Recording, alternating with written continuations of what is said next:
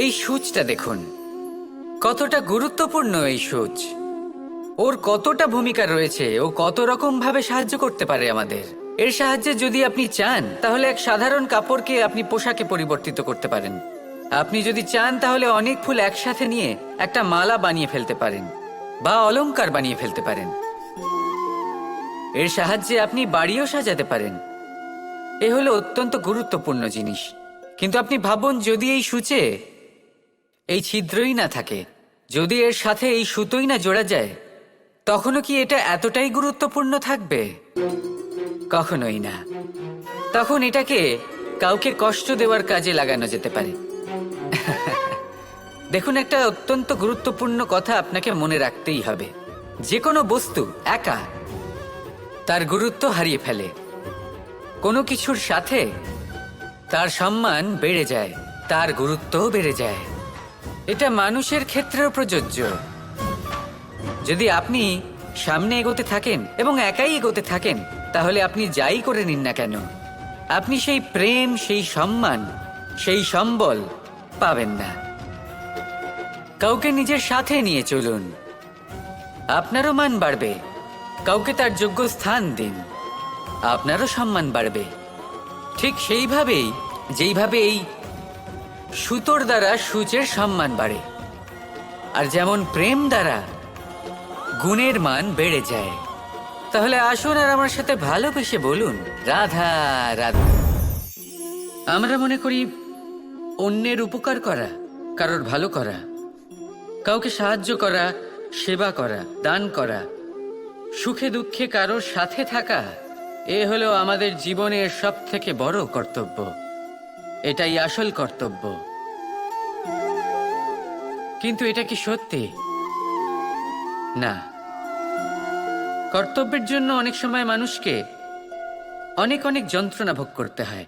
এমন কিছু কর্তব্য থাকে যা পালনের জন্য মানুষকে এমন কিছু পথ দিয়ে যেতে হয় যেখানে কাঁটা আছে, দুঃখ আছে, যন্ত্রণা আছে, বিপদ আছে।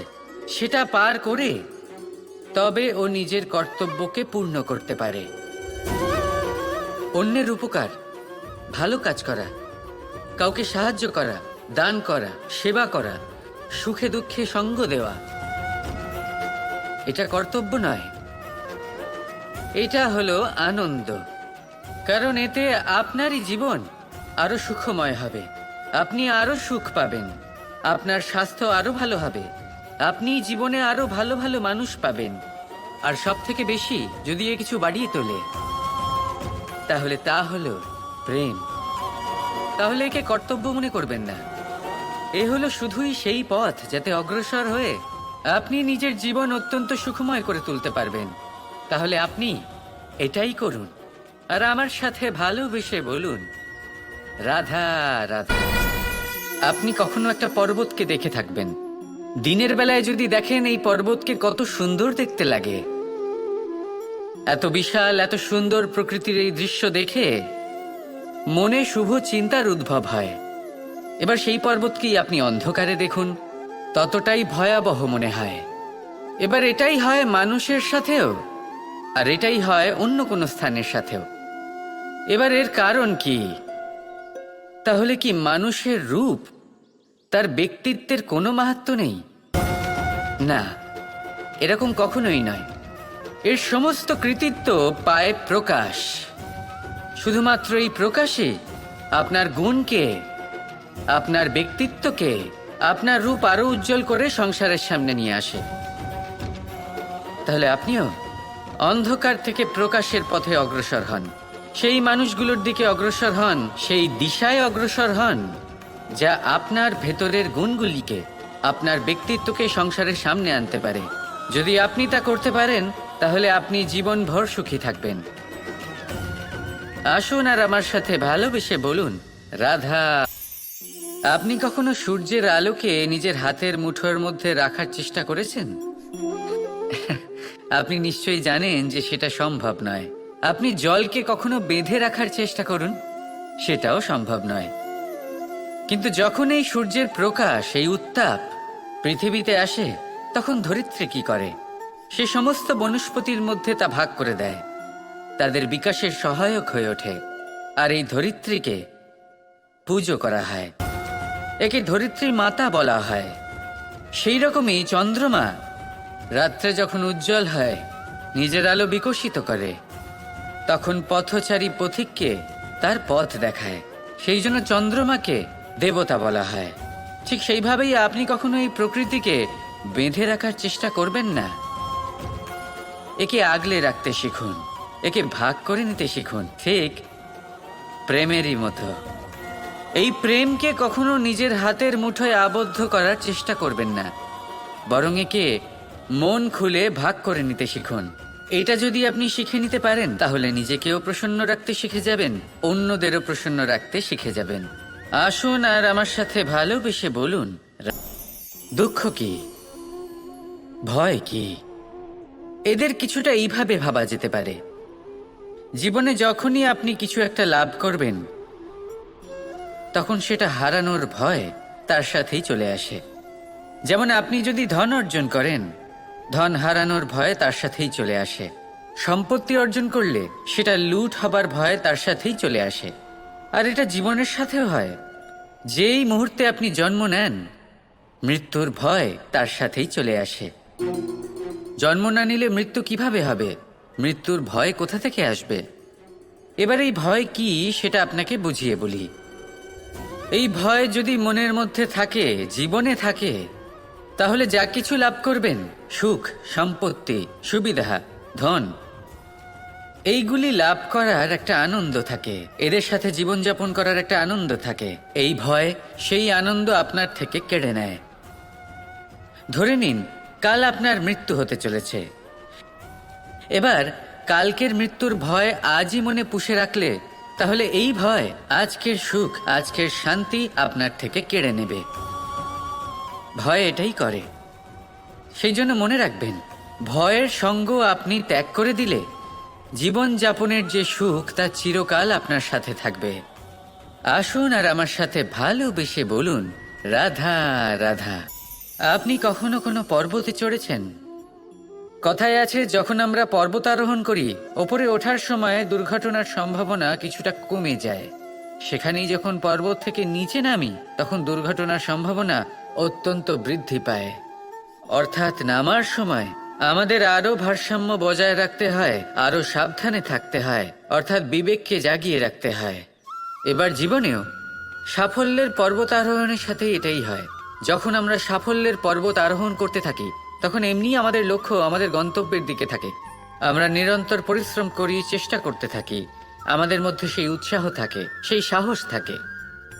কিন্তু একটা কথা সত্যি, সমস্ত আরোহণের পরে অবরোহণ থাকে। আর এই অবরোহণই থাকে যেখানে বেশিরভাগ মানুষ নিজের ভারসাম্য বজায় রাখতে পারেন না, আর সেখানেই ভেঙে পড়েন। ঘরে পৌঁছতে চান, তাহলে আপনাকে নিরন্তর প্রয়াস করতে হবে, সংঘর্ষ করতে হবে, পরিশ্রম করতে হবে, আর নিজের লক্ষ্যের দিকে একাগ্রতা কেন্দ্রীভূত করতে হবে। তাহলে আপনি নিজের লক্ষ্য অবশ্যই পাবেন।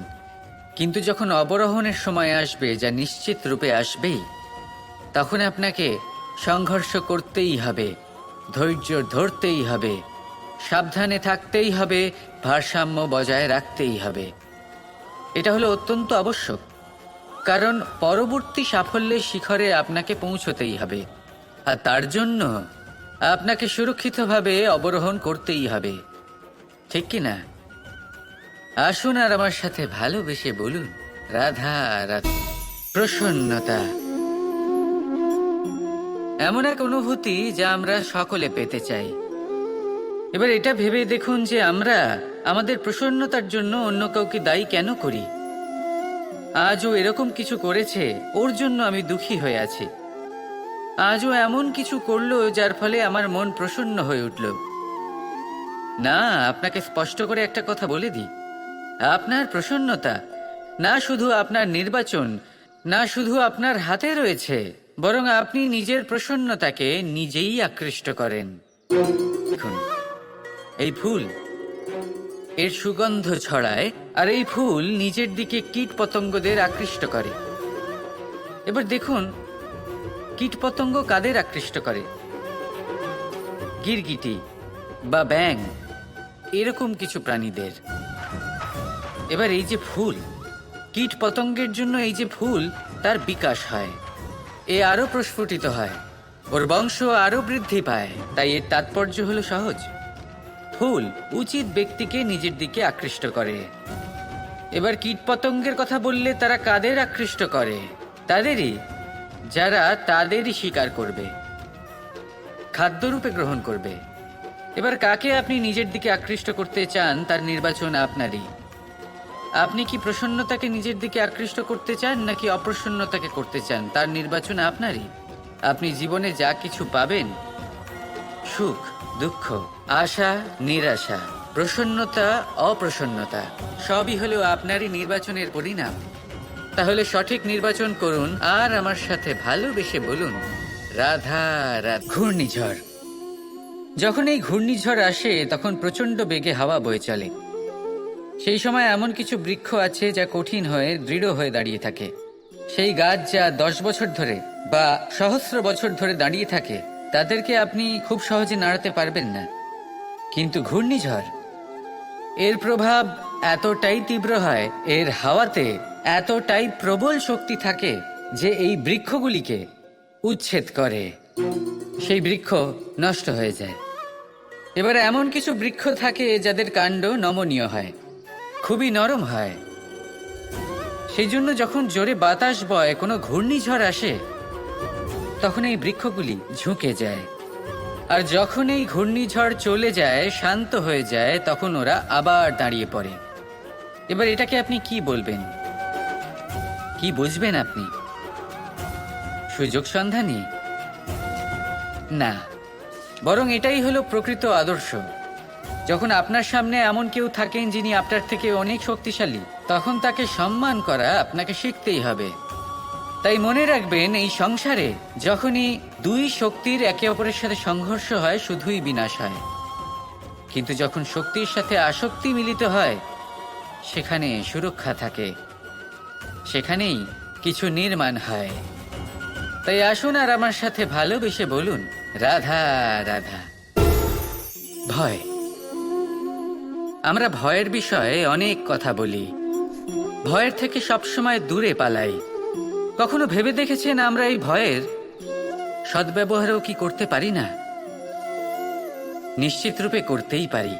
এমন কোনো অক্ষর নেই যার দ্বারা কোনো মন্ত্র হয় না। তাই নিশ্চিত রূপে এই ভয়েরও সদ্ব্যবহার আমরা করতেই পারি।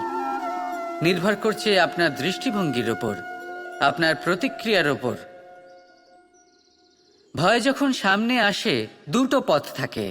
প্রথমটা হলো ভয়ভীত হয়ে চুপচাপ পালিয়ে যাওয়া, আর দ্বিতীয় পথ সেই ভয়ের সম্মুখীন হওয়া। সেই ভয়ে ডুবে গিয়ে দেখুন এমন কি আছে যা আপনাকে পিছনে টেনে রাখছে।